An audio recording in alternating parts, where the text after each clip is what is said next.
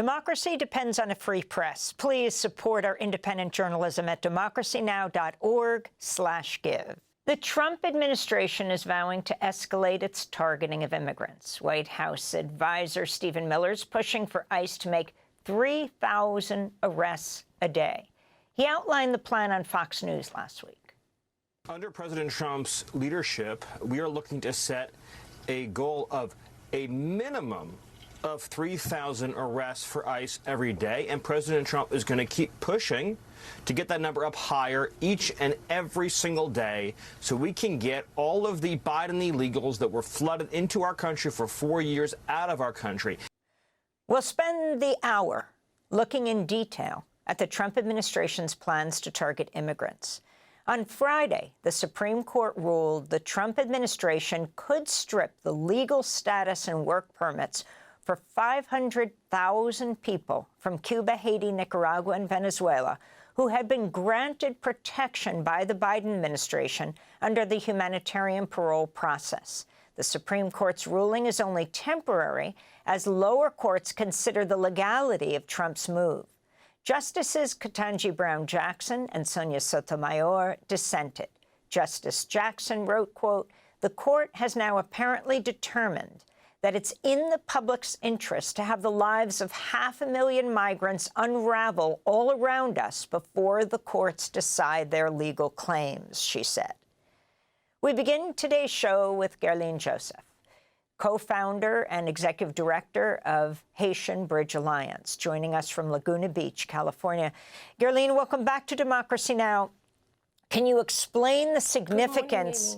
It's great to have you with us. Explain the significance of what the Supreme Court ruled. Good morning, Amy. The Supreme Court rules on Friday literally have unraveled the entire community of over 500,000 people from Venezuela, from Cuba, from Haiti, and from Nicaragua. And we have seen complete panic, terror, chaos, trauma throughout the United States. It is the biggest mass delegalization in modern history of people who followed every single rules that the U.S. government asked of them to come here, quote unquote, legally.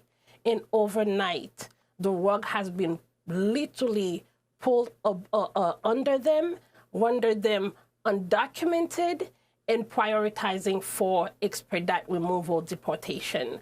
And this has been a nightmare. I cannot explain to you the level of fear that exists within the community. Children are afraid to go to school. Parents unable to leave their homes to go to work, to go to the hospital. The level of trauma and terror and fear that we are experiencing cannot be explained. And Guerline, the Biden administration had also extended humanitarian parole to tens of thousands of Ukrainians and Afghans as well. Yet the Trump administration is not moving to deal with those humanitarian parole recipients. And what's your sense of, at the same time, the Trump administration admitting white South Africans into the United States as refugees? Thank you, Juan. I think one thing that I have always said, and I felt like John the Baptist in the desert, screaming that we do not have an immigration issue in the United States. Because when the government wants to bring certain group of people, they find a way to do so. We have a system that is anti-Black, anti-brown, and anti-anyone who does not fall in line with what they want to do. As a plaintiff of the humanitarian parole that includes CHNV, that includes U4U for the Ukrainians, that include the Afghan, our Afghan neighbors and family unification, the Haitian Bridge Alliance is a plaintiff on the case for all humanitarian parolees, not just the Haitians and the Cubans, for all of us. So we are really looking into how we are going to move forward and how this will impact these other communities that we are fighting for and we're continuing to push on their behalf. We are clearly seeing that the President of the United States bringing in quote-unquote farmers from South Africa, welcoming them. We just received the second group of people, right? Yet we are seeing the people who have been in this country, have followed every single law, every single rule to come here. And now they will be criminalized. Their lives will be destroyed. And we do not know how they are going to be able to move forward. This cannot be the norm of the United States. That is why we are calling on non-immigrants, people who do not have current immigration status, to stand on behalf of the 500,000+ people whose lives have been put at risk. We already started seeing deportation, the deportation machine in full effect. Yesterday, we had people being arrested coming out of court in Santa Ana, California. This morning, I woke up to a text telling me that a mother who just gave birth went to court with her husband. The husband got detained in Los Angeles. We are seeing our community members being detained as they are following the law, going to court and then get kidnapped, detained, and arrested by ICE. This cannot continue to be how we as a country are treating people who are here in search of safety and protection, who are our neighbors, our friends, our church families, and we are literally destroying lives instead of giving them the opportunity to continue to live their lives here with dignity and compassion. And those people have come here. Again, the CHNV police have followed every single law. So we clearly see that this is not about illegal or legal immigrants, which is by itself unacceptable terms, but we clearly see that it is about the anti-Black racism, the anti-brown and anti-other that is at the heart of everything that this administration is doing. And Guerline, I wanted to ask you about an earlier group that had of asylum seekers. There were 350,000 Venezuelans under temporary protected status. The Supreme Court issued a similar order siding with Trump's attempts to revoke their status. And what about 500,000, 500,000 Haitians that are also under temporary protected status? What's their situation? Thank you so much for that. And again, Haitian Bridge Alliance is a co-counsel on the case for TPS for Venezuela and Haiti. And we are so heartbroken that the Supreme Court again sided with the Biden and with the Trump administration. And we see clearly the only reason is the fact that this was given under Biden.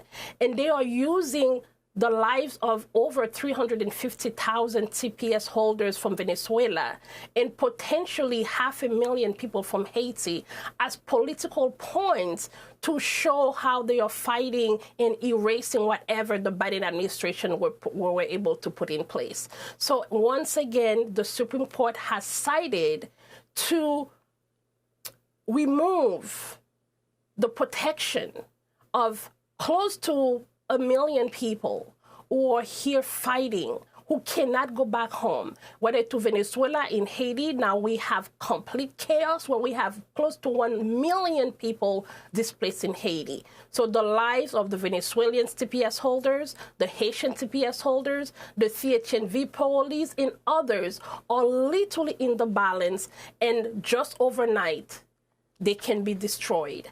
Again, our call is for our fellow U.S. citizens to stand on behalf of justice, on behalf of compassion, dignity, and make sure that we respect the law and making sure that we provide safety and protection for those asylum seekers, the TPS holders, the CHNV police who followed every single law, every single roadblock that was put in front of them in order for them to be here seeking safety, seeking protection, seeking asylum, here legally paying their taxes that they will never be able to benefit from. Understand clearly that the TPS holders, the CHNV police, have been contributing to this United States, to our lives, to make sure that we continue to move forward, yet their lives are at risk in the balance, and the terror that we are experiencing right now is unbelievable. In related news, Guerline Jozef, the founder of the private mercenary firm Blackwater is working with Haiti's interim government, apparently. The New York Times reported that Eric Prince recently shipped a large supply of weapons to Haiti and is planning to send up to 150 mercenaries there this summer. Prince is reportedly part of a secret task force that spent the past several weeks operating drones meant to kill gang members. A Haitian human rights group blames the drones for the deaths of over 200 people. You may not be able to comment on that at this point, but I'm wondering about the number of deportation flights that have been conducted and the number of people who have been deported back to Haiti to the violence there. Amy, to be honest, we are extremely worried at that news. I am not an expert in that field, but what I understand and I've heard is the cruelty and human rights violation that this organization and this specific person have committed around the world where they have been able to go to. And we have heard since March the drone operations that have killed hundreds of people, but none of the gang, quote-unquote, leaders who they are supposed to be fighting. And at the same time, we have heard someone mention that their goal is not really to protect the people, but to be in discussions with the gang leaders. So again, not an expert on what that is looking like, but we are extremely concerned at the human rights violation that can arise from people who have a history of human rights violation in other parts of the world and what that will mean for Haiti. And unfortunately, multiple times we are seeing the population, the civilians are the one paying the price while people in power continues to benefit from the chaos that we see in Haiti right now. So again, we are keeping those people in prayer and really seeing how we can push the United States to stop the deportation to Haiti while they have agreed that we are in a constant state of political turmoil, but they continue to still deport people to Haiti and currently removing the protection of over 500,000 people, including Haitians, who will be put in expedite removal deportation eventually. Guerline Jozef, thank you so much for being with us, co-founder and executive director of Haitian Bridge Alliance, joining us from Laguna Beach, California. Democracy Now! Is funded by viewers like you. Please give today at democracynow.org/give.